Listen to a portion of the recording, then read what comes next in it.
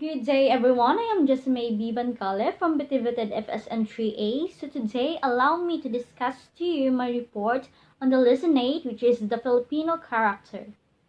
After having learned that the culture influences the human person as a moral agent, and after having understood the meaning of a cultural relativism, let us now examine every Filipino character to determine which one does not help a person to grow, and analyze crucial qualities of the Filipino moral identity, and to evaluate elements of the Filipino culture. At this point, we're going to discuss the strength of the Filipino character. First is the pakikipagkapwa-tao. As we all know, Filipinos are open to others, feel one with others, regards others with dignity and respect, deal with them as fellow human beings. Pakikipagkapwa-tao also a helpfulness and generosity in times of needs o pakikiramay, practice of bayanihan or mutual assistance or the Filipino hospitality. It is also called a sensitivity to people's feelings or pakikiramdam, pagtitiwala or trust, sense of gratitude or utang na loob, very dependent on interpersonal relationship, gives sense of security, camaraderie, or feelings of closeness to one another. Filipinos also possess a genuine and deep love for family. It is a source of personal identity, emotional and material supports, and one's main commitment and responsibility. Honor and respect also given to parents and elders, care given to the children, the generosity towards kin in need, and in great sacrifices one endures the welfare of the family. The sense of family results in a feeling of a belongingness and rootedness in a basic sense of the security. The next strength of the Filipino character is the joy and humor.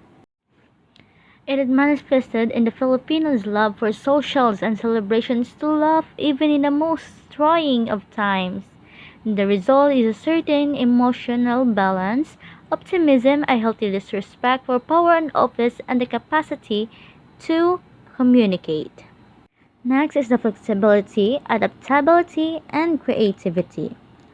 Laughing at ourselves and the mess we are in is an important coping mechanism. Playful, sometimes disrespectful, we laugh at those we love and at those we hate, and we make jokes about our good fortune. Filipinos are also creative, resourceful, quick learners, can improvise and make use of whatever is at in hand in order to create and produce, accepts change, adapts to life in any part of the world, in the ability to make new things out of old crops, and creative in a culture spare. The result is productivity, innovation, entrepreneurship, and equanimity. Next is the hard work and industry. Filipinos are willing to take the risk with the jobs abroad, and while they are there, they work at 2 or 3 jobs. The result is productivity and entrepreneurship for some and survival despite poverty. Filipinos have the capacity for hard work, given proper conditions, to raise one's standard of living and to possess the essential of a decent life for one's family.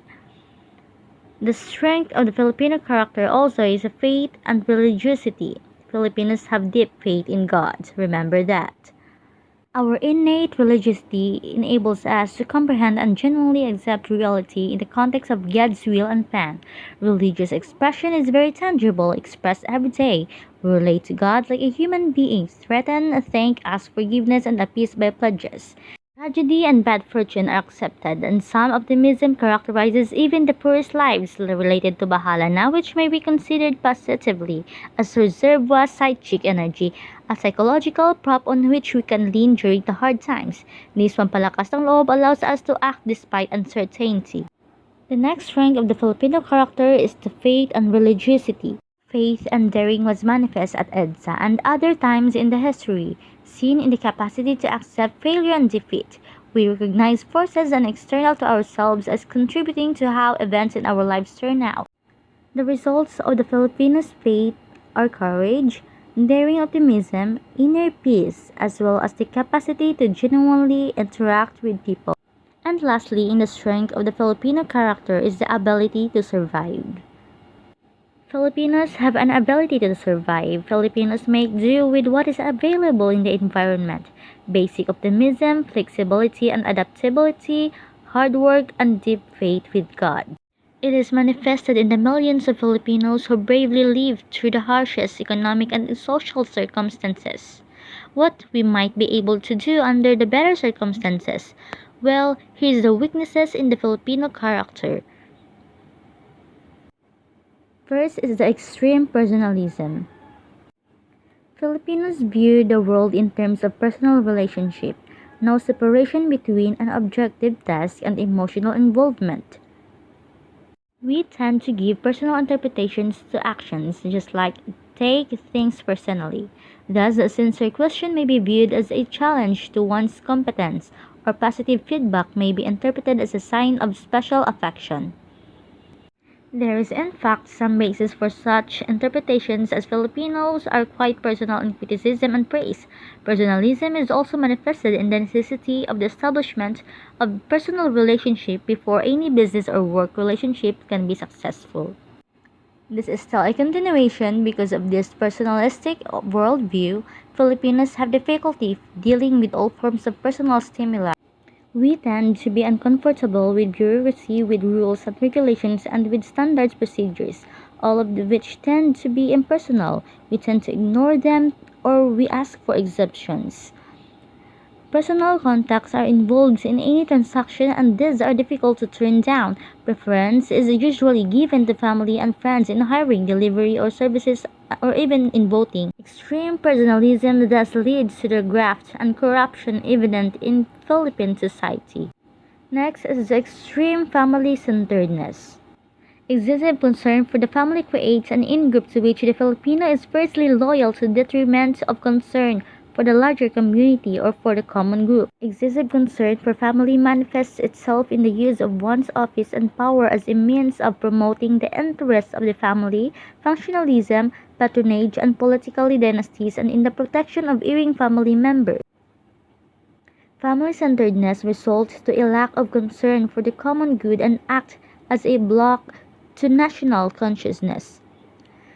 Next is the lack of discipline. The Filipinos' lack of discipline is manifest in a casual and relaxed attitude towards time and space, which manifests itself in lack of precision and compulsiveness, in poor time management and procrastination, an aversion of following strictly a set of procedures, and this results in lack of standardization and quality control.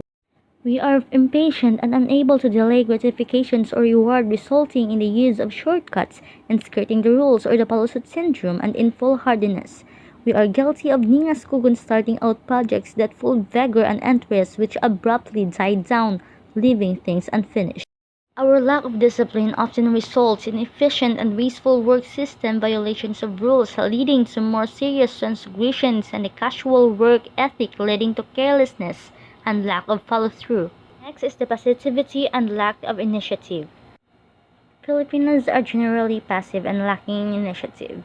This is strong reliance on others. Example, the leaders or the government to do things for us related to our need for a strong authority.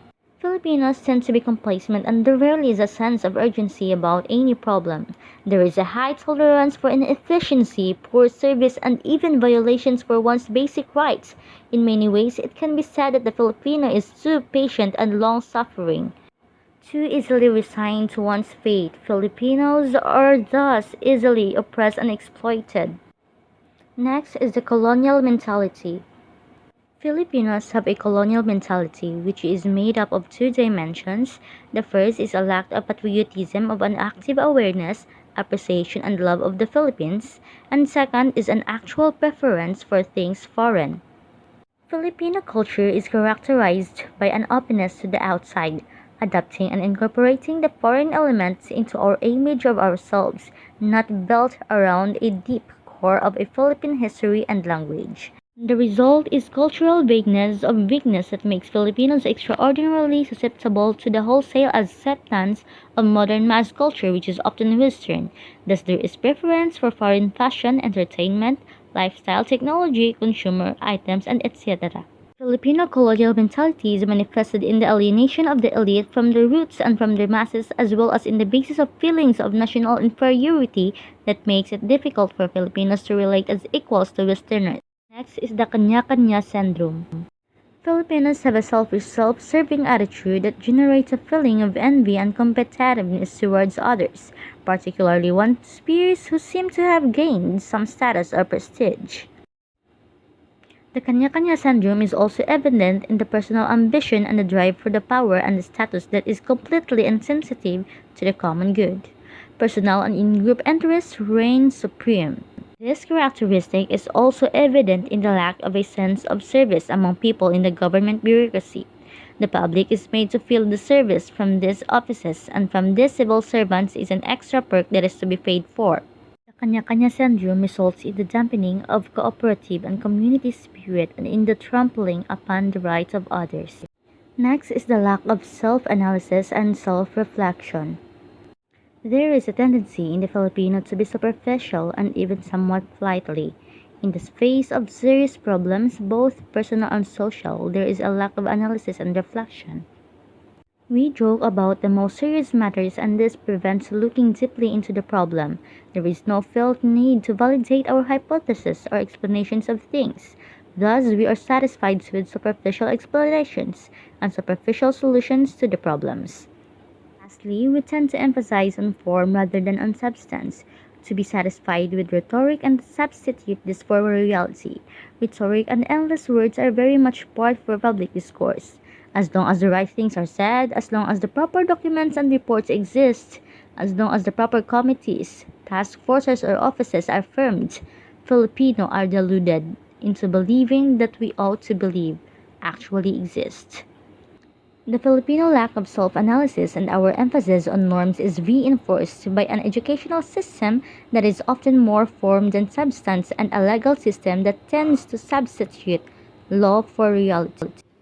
These weaknesses are rooted in many factors, and these factors are the following: home, social and economical environment, culture and language, history, religion, educational system, mass media, leadership, and role model. However, change is possible, and the following goals are proposed to develop in the Filipinos, and these are: sense of patriotism and national pride, a sense of a common good, a sense of integrity and accountability, the values and habits of discipline and hard work, and the values of the habit of a self-reflection and analysis, the internalization of a spiritual values, and the emphasis of the essence rather than the form. There is so much good in the Filipino, but so much needs to be changed too. Many of our strengths are also sources of our weaknesses. That is why parents should have teach their children a good manner. As a parent, you must first and most importantly model a good behavior for your children. This may sound like common sense, but you must never overlook how much children emulate the behavior they see from their parents. Well, I know that there are children who don't have their parents with them. And that is why all of our schools here in the Philippines intensified values education in the curriculum, because their vision is to help develop Filipinos who passionately love their country and whose values and competencies enable them to realize their full potential and contribute meaningfully to building the nation. And that is all for my report. Thank you and God bless.